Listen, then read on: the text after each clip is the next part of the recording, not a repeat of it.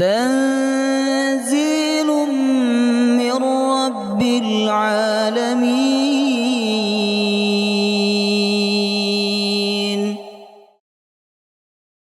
عليكم ورحمة الله وبركاته. بسم الله الرحمن الرحيم. الحمد لله رب العالمين، نحمده ونستعينه ونستغفره ونعوذ بالله من شرور أنفسنا ومن سيئات أعمالنا. من يهده الله فلا مضل له ومن يضلل فلا هادي له. أشهد أن لا إله إلا الله وحده لا شريك له، وأشهد أن محمدا عبده ورسوله لا نبي ولا رسول بعده. اللهم صل وسلم على نبينا محمد وعلى آله وصحبه أجمعين. اللهم علمنا ما ينفعنا وانفعنا بما علمتنا وزدنا علما واجعلنا من الصالحين. آمين ya rabbal alamin. Alhamdulillah, segala puji bagi Allah yang memberikan kepada kita semua nikmat Islam wal iman di saat masih banyak orang yang tidak beriman dan berislam. Alhamdulillah, segala puji bagi Allah yang memberikan kepada kita nikmat sehat wal afiat di saat banyak orang yang diuji sakit oleh Allah Subhanahu wa taala. Alhamdulillah, segala puji bagi Allah yang memberikan kepada kita semua nikmat kesempatan untuk kembali memasuki bulan suci Ramadan di saat banyak orang yang tidak diberikan kesempatan untuk memasuki bulan Ramadan tahun ini. Ini nikmat yang harus kita syukuri Bapak Ibu. Nikmat bisa menghirup kembali udara segar di bulan suci Ramadan. Jamaah rahimakumullah. Ya. Apabila nikmat ini tidak kita sia-siakan, Ramadan ini kita sungguh-sungguh beribadah kepada Allah, niscaya Allah Subhanahu wa taala akan merubah hidup kita menjadi lebih baik. Amin ya rabbal alamin. Jemaah rahimakumullah, pagi hari ini saya akan menyampaikan kajian tematik yang berjudul Madrasah Ramadan. Baik, Ramadan ini harus menjadi momentum perubahan bagi seorang muslim, Bapak Ibu. Ya, artinya dengan hadirnya bulan Ramadan, hidup kita menjadi lebih baik. Jemaah rahimakumullah. Kalau Ramadan itu diibaratkan madrasah, nah maka ada 7 tarbiyah dari madrasah Ramadan. Jemaah rahimakumullah, ada 7 pendidikan dari madrasah yang bernama Ramadan, Bapak Ibu. Yang pertama, jemaah rahimakumullah, Ramadan ini mentarbiyah kita untuk menjadi orang yang ikhlas secara mutlak. Ikhlas secara mutlak, jemaah rahimakumullah. Nah, puasa ini tergambar dalam puasa. Ini ibadah yang tertutup dari pandangan manusia. Artinya yang tahu kita puasa itu kan hanya diri kita dengan Allah Subhanahu wa taala. Oleh karena itu puasa ini rahasia antara seorang hamba dengan Tuhannya. Ya. Nah, sehingga tidak ada yang diharapkan oleh orang yang berpuasa kecuali pahala dari Allah. Ya, Bapak Ibu. Jadi puasa ini amalan yang betul-betul tertutup. Walaupun orang melihat kita, tapi orang itu tidak bisa menilai kita ini puasa ataukah tidak. Sebab puasa tidak ada ciri-ciri secara fisik. Jemaah, beda dengan sholat, ya kan? Ada gerakan yang bisa kita lihat, Bapak Ibu. Beda dengan sedekah, ada barang atau ada uang yang kita lihat dia menunaikannya. Beda dengan haji, Pak. Apalagi haji kan, satu RW diundang semua, ya kan, untuk selamatan. Tapi kalau puasa ini tidak kelihatan secara fisik. Oh, bukankah ada tanda fisik orang yang berpuasa itu? Mulutnya bau? Belum tentu, karena ada orang yang tidak berpuasa mulutnya tetap bau. Jemaah rahimakumullah. Oh, lemes, Karena ada orang yang lemas tapi juga tidak puasa, ya kan? Oh, bibirnya kering, belum tentu juga, karena ada orang yang bibirnya lembab tapi berpuasa. Jemaah rahimakumullah. Ya. Jadi tidak ada ciri-ciri secara fisik yang bisa dipastikan bahwa yang bersangkutan adalah sedang berpuasa. Jemaah rahimakumullah. Sehingga puasa ini mengajarkan kepada kita semua untuk memiliki ikhlas secara mutlak. Tidak ada yang diharapkan, tidak ada yang dicari kecuali pahala dari Allah Subhanahu wa taala. Ya, Pak. Kita ini puasa karena apa sih? Kalau bukan karena pahala, karena manusia. Kalau kita puasa karena manusia, ketika manusia itu tidak ada di depan kita, kita kan bisa diam-diam minum atau makan, jemaah rahimakumullah. Tapi tidak kita lakukan itu. Karena yang kita cari dengan puasa kita adalah pahala dari Allah. Yang kedua, kata para ulama, puasa ini hikmahnya sebagai bentuk ketaatan kita kepada Allah. Bayangkan, Pak, kalau ada orang nyuruh kita tidak boleh makan dan minum dari subuh sampai maghrib, kita ikutin gak orang itu? Gak mungkin kita ikutin, Pak. Gak mungkin kita ikutin. Jemaah rahimakumullah. Sekalipun dokter, kata dokter supaya kamu sembuh, jadi dari subuh sampai maghrib kamu tidak boleh makan. Ya, mungkin peraturan ini akan dilanggar, jemaah rahimakumullah. Tapi kenapa kita mau ikut dengan peraturan tidak boleh makan dan minum, padahal makan dan minum kan nikmat pokok dalam kehidupan manusia, jemaah rahimakumullah. Itu karena kita taat kepada Allah Subhanahu wa taala, Bapak Ibu. Makanya puasa itu ibadah yang sangat istimewa di sisi Allah. Dalam hadis dikatakan, ini hadisnya, Pak, riwayat Imam Muslim, kullu amali bani Adam yudha'aful hasanah asyru amthaliha ila 700 dhi'fin. Setiap amal manusia itu pahalanya dilipat gandakan. Jadi semua amal kebaikan umat Nabi Muhammad ini dilipat gandakan pahalanya minimal berapa? 10. Maksimal hitungannya 700. Jadi paling sedikit, Pak, kalau kita melakukan kebaikan, entah itu sedekah, sholat, puasa, baca Quran, minimal pahalanya berapa? 10. Ya kan? Maksimal berapa?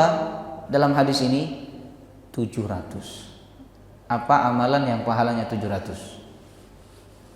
Sedekah.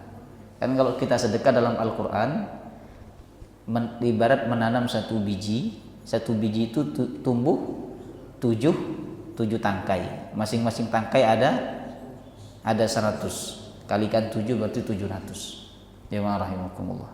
Berarti kalau kita sedekah 100.000 sama dengan sedekah, ayo. Biasanya kalau ngitung duit kan semangat kita nih, Pak. Tapi kalau ngitung zakat itu kok berat biasanya. 100 tumbuh 7 tangkai. Nah, masing-masing tangkai ada 100.000 100 lembar. 100 lembar 100.000 berarti 10 juta. Kalikan 7, 70 juta. Subhanallah. Nah, tapi puasa ini kata Nabi, puasa illas saum. Allah berfirman, kata Rasulullah, illas saum, kecuali puasa.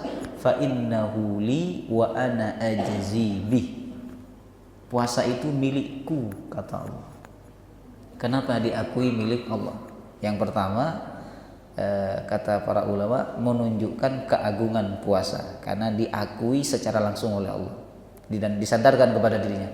Yang kedua, karena memang puasa itu dilakukan murni tujuannya karena Allah, Bapak Ibu. Murni tujuannya karena Allah Subhanahu wa taala. Kemudian Allah mengatakan yang lebih istimewa lagi, Pak. Allah mengatakan begini, wa ana ajzi bih, dan aku sendiri yang akan memberikan pahalanya. Subhanallah. Allah nggak kasih tahu pahalanya berapa.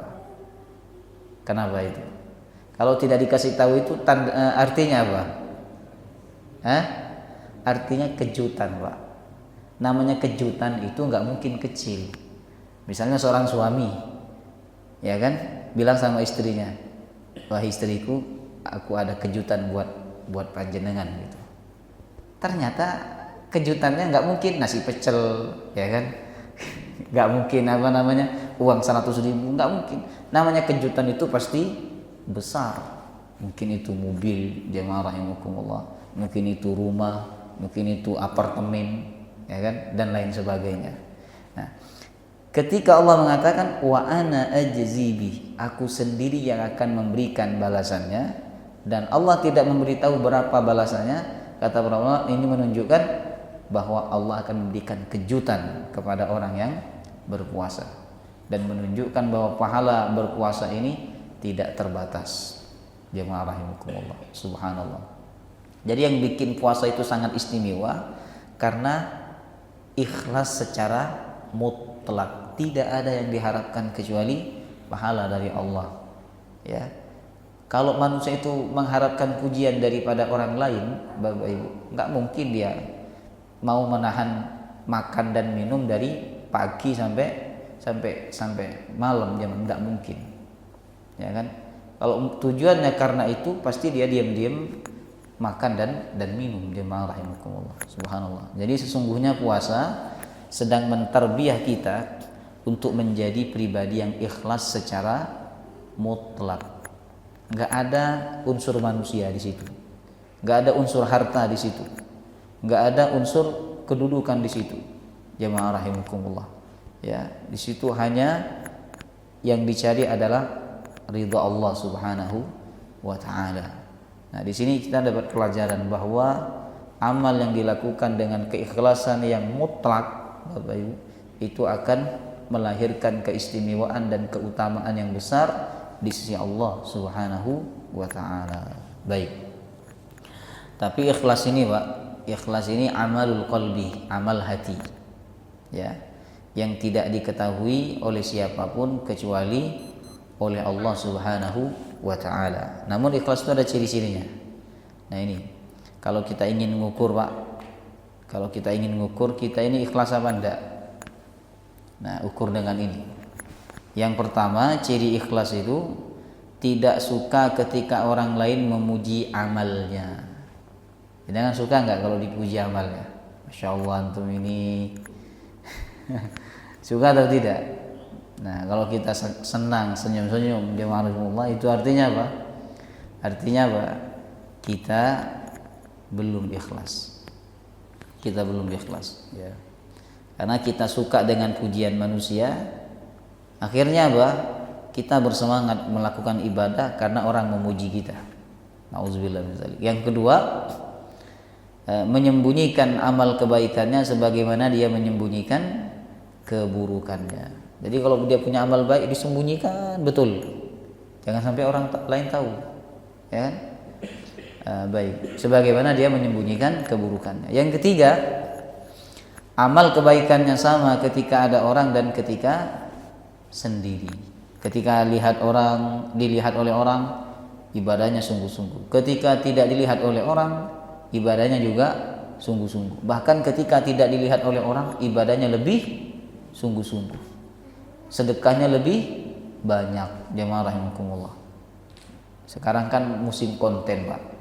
Jadi apa-apa dikontenkan, ya kan? Sedekah pun dikontenkan. Baik. Jadi ngasih bantuan yang banyak, bikin konten, jemaah rahimakumullah. Ngasih ke pengemis, bikin konten. Bangun rumah orang miskin, bikin konten, jemaah rahimakumullah. Ya.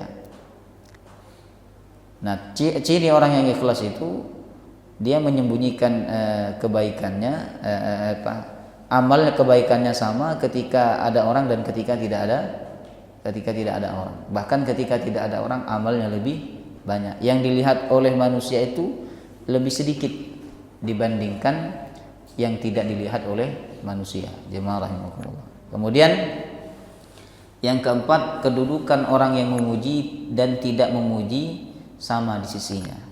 Jadi kalau ada orang memuji dia dengan orang yang tidak memuji dia, ya dia perlakukan sama. Itu tanda bahwa dia melakukan kebaikan bukan karena orang itu, tapi karena Allah. Karena Allah. Ya, misalnya jenengan punya tetangga, Pak. Tetangganya baik, jenengan berbuat baik kepadanya.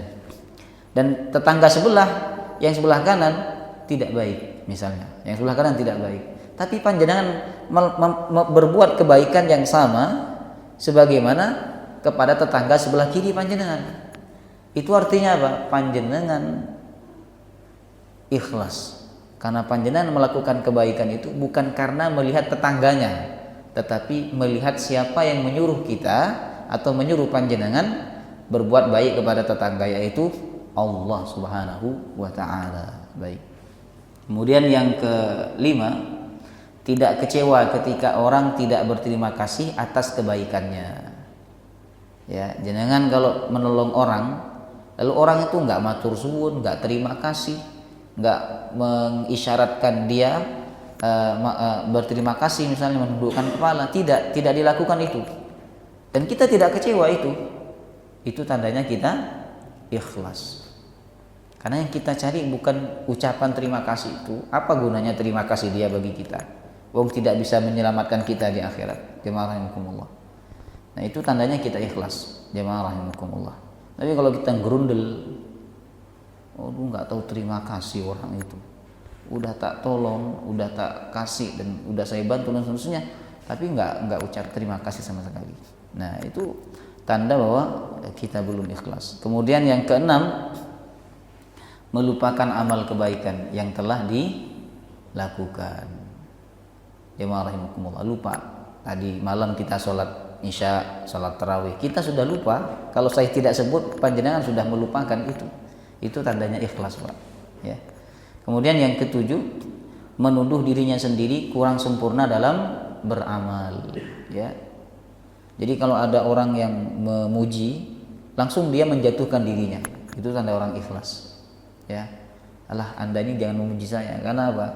Keburukan saya ini banyak, yang Anda tidak ketahui itu lebih banyak daripada kebaikan yang Anda ketahui daripada saya ini. Baik. Nah, ini ciri-ciri ikhlas. Maka puasa mengajarkan kita untuk menjadi pribadi yang ikhlas secara mutlak. Jemaah rahimakumullah. Nah, kalau kita ikhlas, Pak, dalam hidup ini yang kita dapatkan. Pertama, ikhlas dapat menyelamatkan seseorang dari tipu daya syaitan. Tipu daya syaitan ini kan banyak, bisa dari harta, kedudukan, apalagi perempuan, bisa juga dari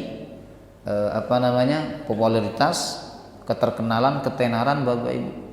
Nah, orang ikhlas nggak akan terpengaruh oleh itu semua. Jadi dia nggak akan goyah oleh harta, dia tidak akan terombang-ambing oleh kedudukan. Ya, sebagaimana firman Allah di surah Shad ayat 82-83. Qala fa bi'izzatika la uwiyannahum ajma'in illa 'ibadaka minhumul mukhlasin. Kata setan, aku akan menyesatkan mereka semua kecuali hambamu yang ikhlas. Subhanallah. Ikhlas, Pak.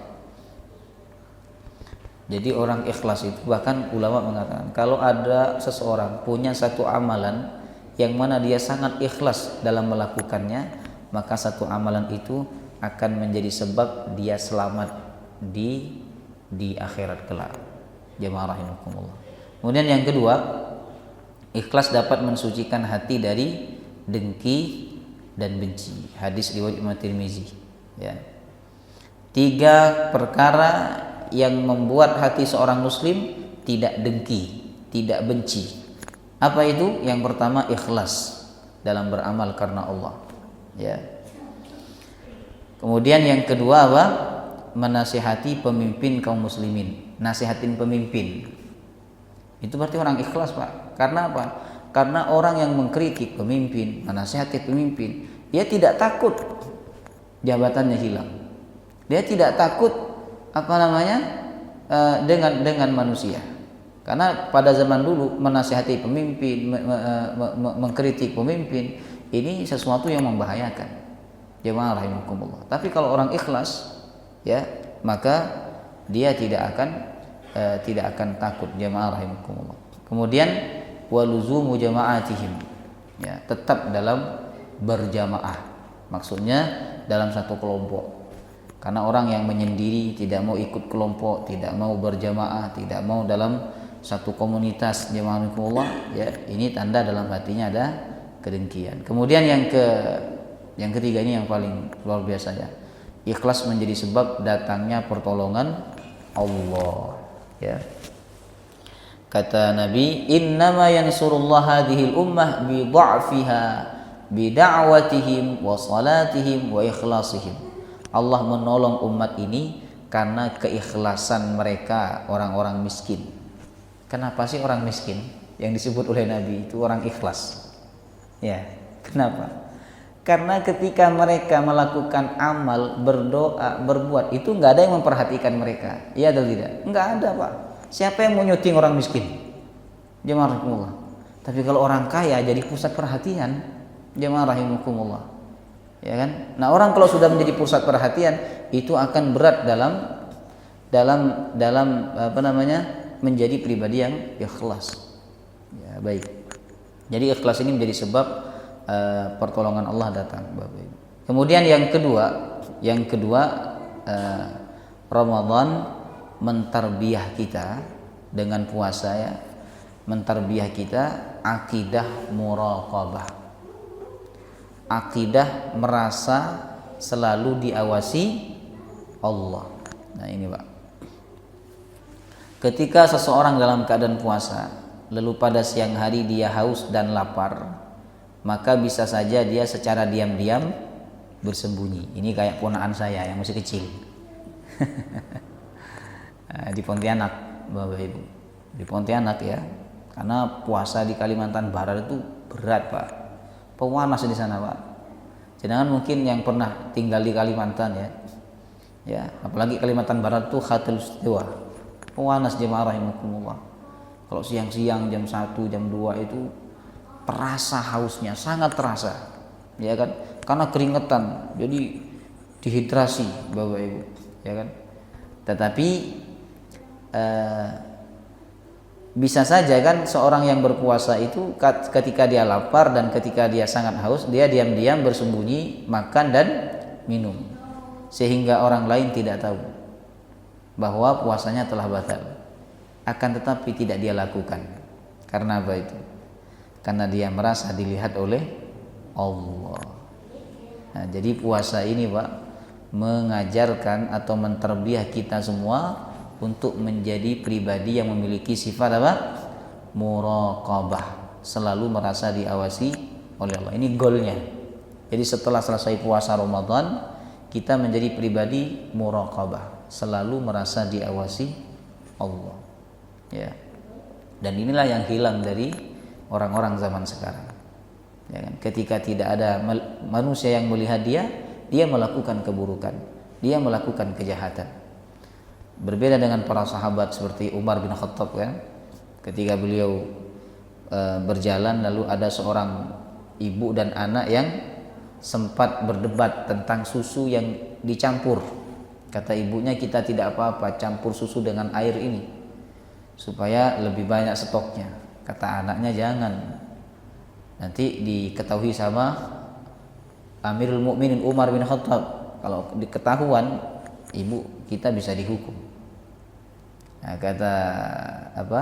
kata ibunya, oh Umar tidak tahu, Umar sekarang sedang tidur, padahal Umar ada di samping rumahnya sedang nguping, jemaah rahimakumullah ya. Kemudian kata anaknya, memang Umar tidak tahu, tapi Allah Maha tahu. Ini namanya muraqabah Pak. Dan puasa itu mengajarkan kita untuk menjadi pribadi yang selalu merasa diawasi oleh Allah Subhanahu wa ta'ala, Bapak Ibu. Baik. Kalau ini ada dalam jiwa anak-anak kita, Pak. Dan ini pendidikan pertama yang harus kita tanamkan kepada anak kita, Pak. Jadi dia melakukan kebaikan, belajar, sholat itu bukan karena disuruh oleh orang tuanya, bukan karena ada bapaknya, bukan, tapi karena Allah. Jadi jangan sesekali panjenengan bilang begini, ayo sholat, kalau enggak nanti ayahmu marah atau ibumu marah. Itu pendidikan yang kurang pas sebenarnya, Pak. Di situ tidak ada nilai akidahnya. Nah, kepada anak itu kalau kita ingin menanamkan akidah, kita tanamkan, nah ayo sholat, kalau enggak nanti Allah marah kamu dapat dosa besar, dari Allah marah. Jadi dengungkan terus kata-kata dosa itu. Dosa itu mengerikan. Sehingga ketika anak kita tidak bersama kita, dia tetap takut untuk meninggalkan sholat. Karena apa? Dia takut dengan kalimat dosa itu. Bapak Ibu. Nah, ini namanya pendidikan akidah. Nabi juga mendidik anak-anak akidahnya, jemaah rahimakumullah. Dididik oleh Nabi. Misalnya Nabi pernah bersabda kepada seorang anak yang usianya di bawah 12 tahun. Gulam, ya. Ya gulam, idza sa'alta fas'alillah. Jika engkau minta, mintalah kepada Allah. Ini kan pendidikan akidah. Misalnya anak panjenengan minta kepada panjenengan, ya kan? Pak, minta duit. Apa jawaban panjenengan? Hah? Minta sama minta sama mama. Kata mamanya, loh, minta sama papamu. Akhirnya apa?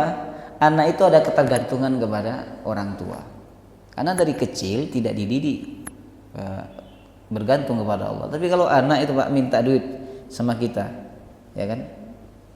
Anak minta duit sama kita, lalu kita bilang, "Nak, minta sama Allah." Karena Allah yang punya rezeki. Ya. Itu yang biasa kami di rumah didik kepada anak-anak.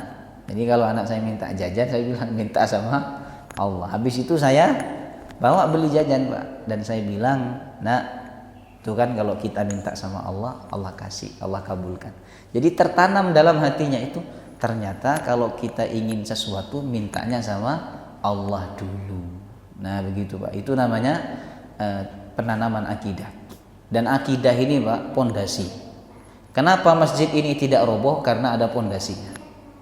Walaupun ada angin, ada badai, bahkan ada gempa, masjid ini tidak roboh. Pondasi. Jangan lupa. Anak kita itu kalau punya pondasi yang bagus, yaitu akidah, dimanapun mereka berada, ada badai apapun, ada pengaruh apapun, gak akan rusak, Pak. Gak akan rusak. Kenapa banyak anak yang pinter tapi gak bener? Karena apa? Otaknya yang pinter tapi hatinya tidak. Jamaah rahimakumullah. Ya, maka sentuhlah hati mereka. Ya. Jadi puasa ini mentarbiah kita semua untuk memiliki akidah muraqabah, senantiasa merasa diawasi oleh Allah Subhanahu wa taala. Nah, kemudian yang ketiga, Pak. Ramadan melalui ibadah puasa mentarbiah kita semua untuk hifdzil lisan, menjaga lisan. Jamaah rahimakumullah. Ini kok menggoda saya itu, Pak. Ya. Laron ini menggoda saya. Tapi habis ini biasanya mati dia. Dia kalau ingin mati ini mendekat kepada cahaya, berarti husnul khatimah ini, Pak. Ya kan? Karena awalnya dia berada di tempat yang gelap ini.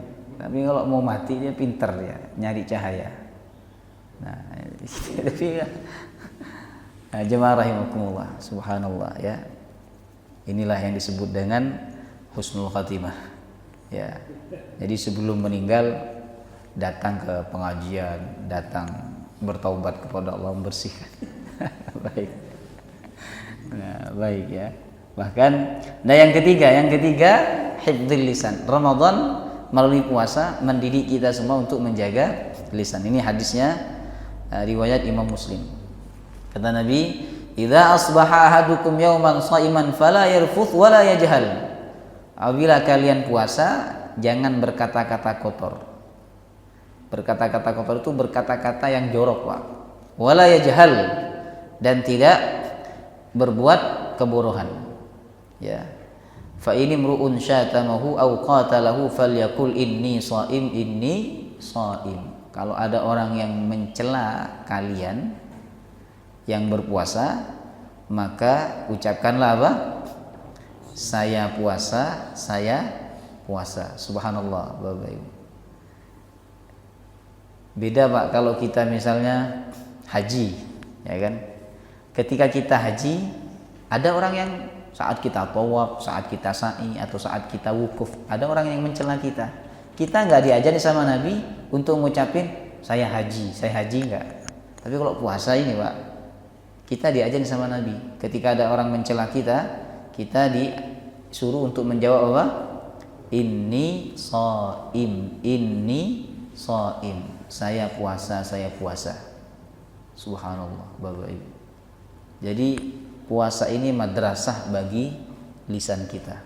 Jemaah rahimakumullah, betul-betul madrasah bagi lisan kita. Ya. Boleh tidak kita itu membalas celaan orang lain? Dalam hukum fikih boleh atau tidak? Boleh. Misalnya ada orang bilang bodoh gitu. Bodoh. Terus kita bilang juga kau yang bodoh. Itu secara hukum fikih boleh, Pak. Yang penting tidak lebih. Orang bilang bodoh tapi kita bilang bodoh, pokoknya macam-macam. Nah, itu tidak boleh. Lebihnya itu yang haram. Jemaah rahimakumullah. Tapi ketika puasa sama Nabi disuruh untuk tahan. Kata Nabi, lebih baik kau ucapkan inni shaim, aku puasa. Bukan pamir, tapi kita ingin mengingatkan lidah kita. Lidah, aku puasa. Jangan kau kotori puasaku ini dengan kalimat yang kotor. Jangan kau kotori mata, jangan kau kotori puasaku ini dengan pandangan yang haram. Jamaah rahimakumullah. Ya Bapak Ibu. Jadi puasa ini betul-betul tarbiyah, Pak. Hifdzul lisan, menjaga lisan. Jamaah rahimakumullah. Nah, makanya pada zaman dulu di syariat umat terdahulu, ya, puasa itu tidak hanya dilarang makan dan minum, tapi juga dilarang berbicara. Yaitu puasanya Nabi Zakaria ketika Maryam berkata, inni nadartu lirrahmani shawman falan ukallimal yawma insiya. Kata Maryam, aku bernadar puasa, makanya aku tidak berbicara dengan siapapun. Jemaah rahimakumullah. Ya, jadi dulu berbicara ketika puasa itu batal puasanya, Pak. Kalau sekarang ya nggak batal. Jangan bicara berapa ribu kata pun tidak batal. Jemaah rahimakumullah. Ya. Tapi Nabi menasihati kita untuk menjaga lisan kita saat kita berpuasa. Sebab apa?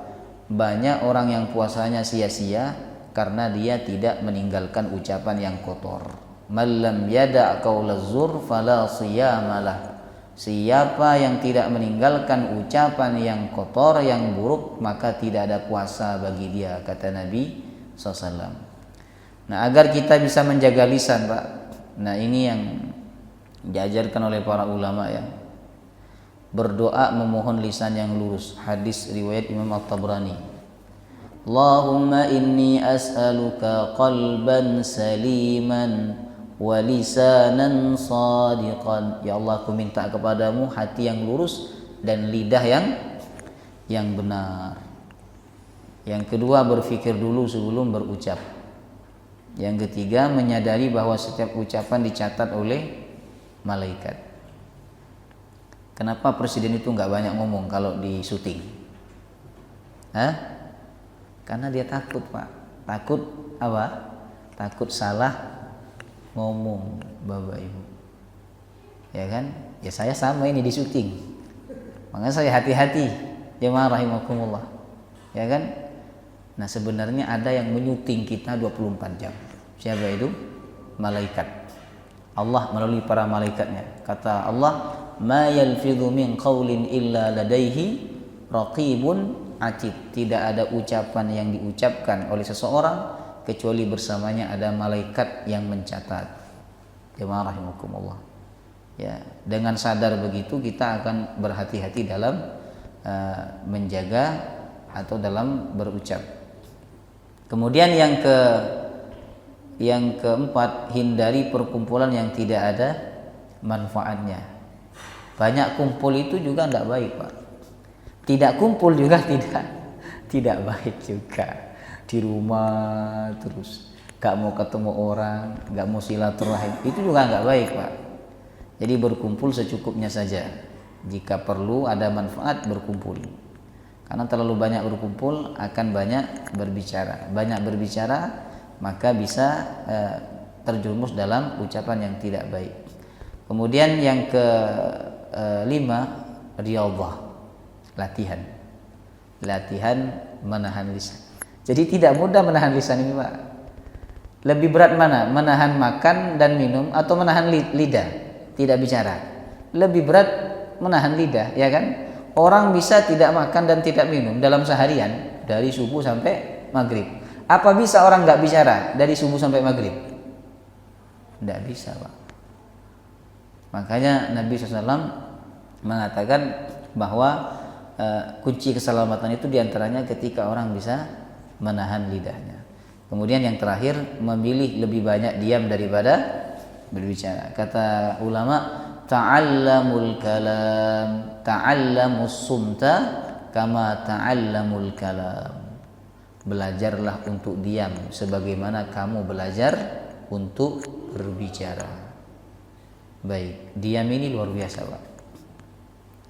Orang kalau pendiam, ya, itu lebih berwibawa, haibah. Orang takut, orang sungkan, rahimakumullah. Tapi kalau ada orang banyak ngomong, banyak bicara, kewibawaannya menjadi hilang. Rahimakumullah. Makanya kata para ulama, diam itu ibadah tanpa capek. Ya, jenengan diam nih kan? Ini pahala jenengan sama dengan saya yang menyampaikan, rahimakumullah. Jadi kalau panjenengan seperti orang mengaji, ya, ada orang ngaji, yang satunya diam mendengarkan, itu pahalanya sama, Bapak Ibu. Subhanallah. Ya, makanya ulama mengatakan ibadah diam ini ibadah tanpa capek, wibawa tanpa kerajaan, keindahan tanpa perhiasan. Orang tuh kalau diam, Pak, indah. Kalau diam terus nggak ngomong-ngomong menakutkan. Rahimakumullah. Nah kemudian, ini Pak, ada satu ayat menarik, ya, menarik sekali. Al-Ahzab berkaitan dengan lisan. Al-Ahzab 70:71. Al-Ahzab 70:71. Ya ayyuhalladzina amanu taqullaha wa qulu qawlan sadida. Wahai orang beriman, bertakwalah kepada Allah dan ucapkan perkataan yang benar. Apa garansinya kalau kita berkata yang benar? Yuslih lakum a'malakum. Allah akan memperbaiki amal kalian. Wa yaghfir lakum dzunubakum. Dan Allah akan mengampuni dosa kalian. Jadi kalau kita menjaga lisan kita, berkata-kata yang baik, berkata-kata yang benar, ya, garansinya dua. Yang pertama apa?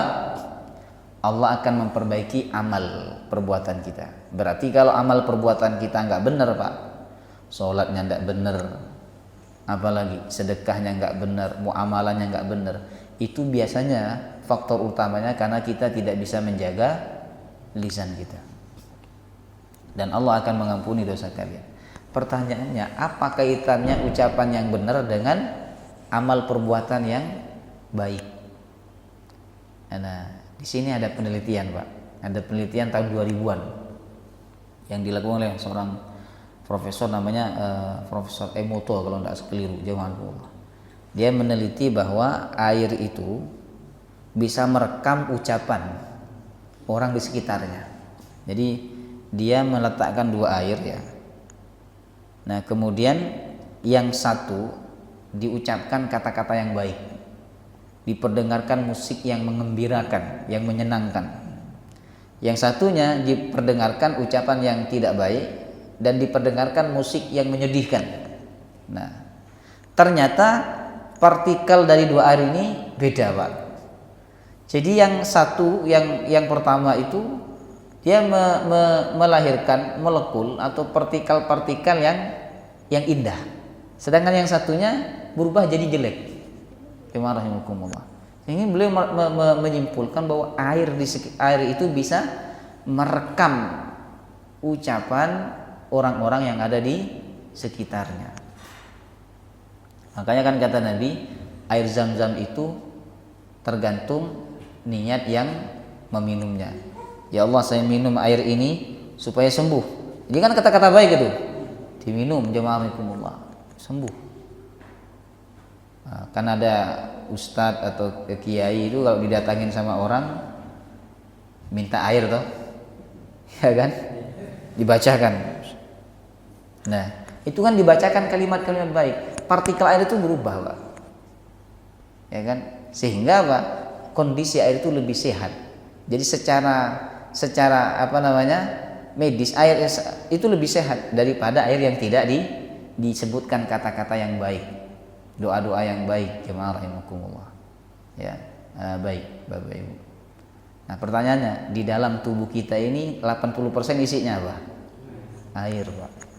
Makanya kalau kita berkata-kata yang benar, yang positif, yang baik, di dalam tubuh kita ini airnya yang ada dalam tubuh kita merekam. Dia akan merekam, jemaah rahimakumullah. Kemudian dia akan melahirkan kebaikan. Jadi dari mata lahir kebaikan, dari tangan lahir kebaikan, dari kaki lahir kebaikan. Makanya wajar jika Allah mengatakan yuslih lakum a'malakum. Allah akan memperbaiki amal kalian. Ya.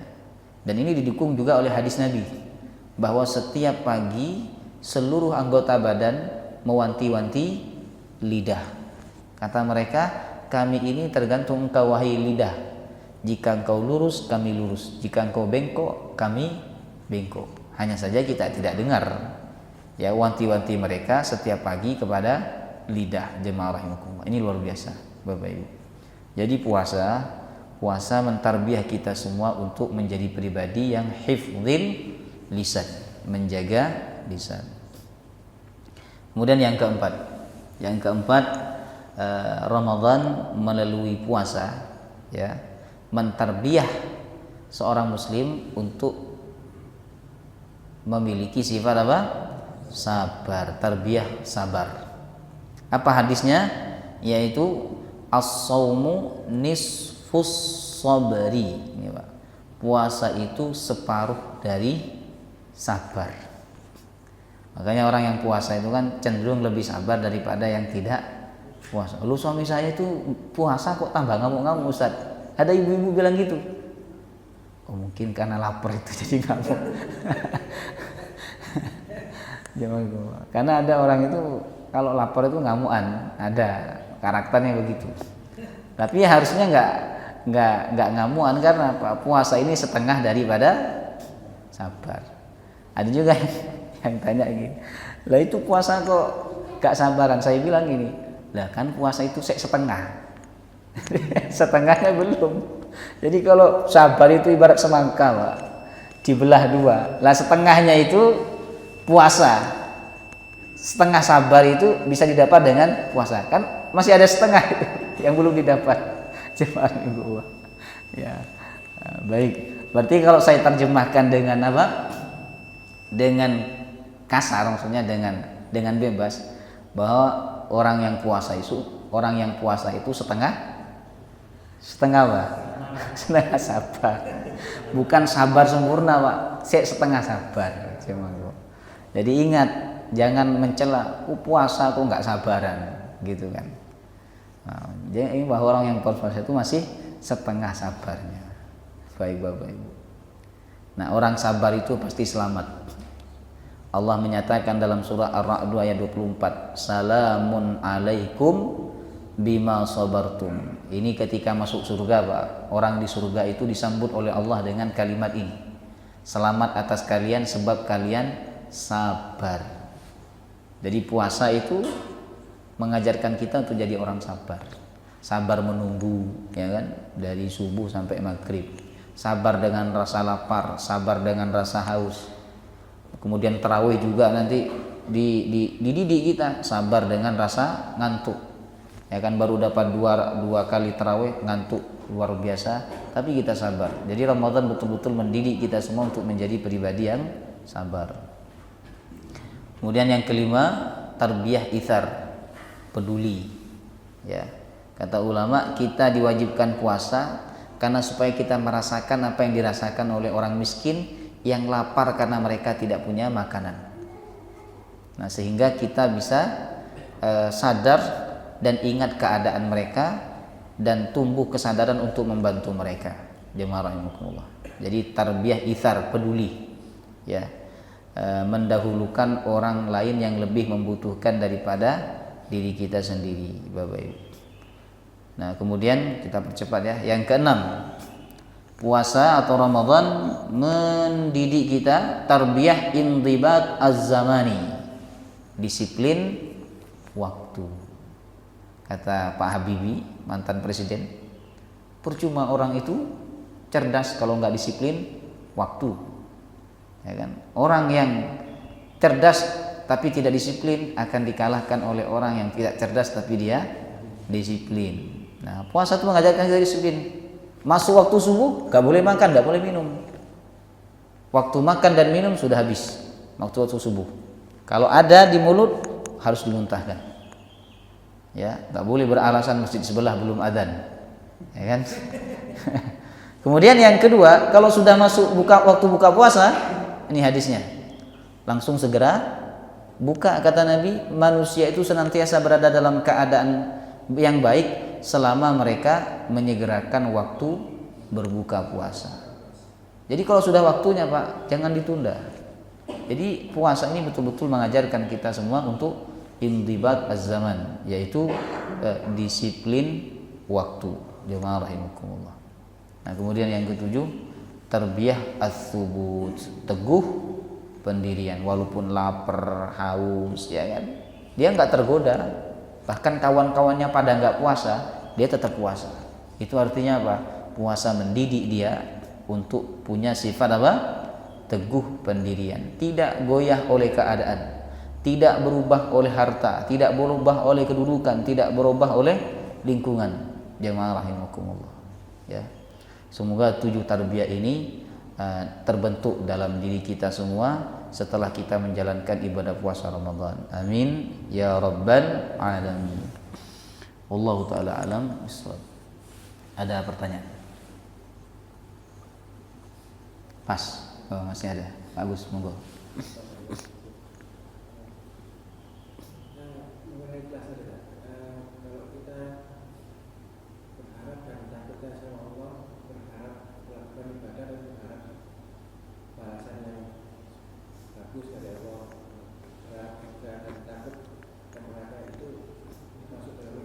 Ya, itu termasuk ya ikhlas secara mutlak.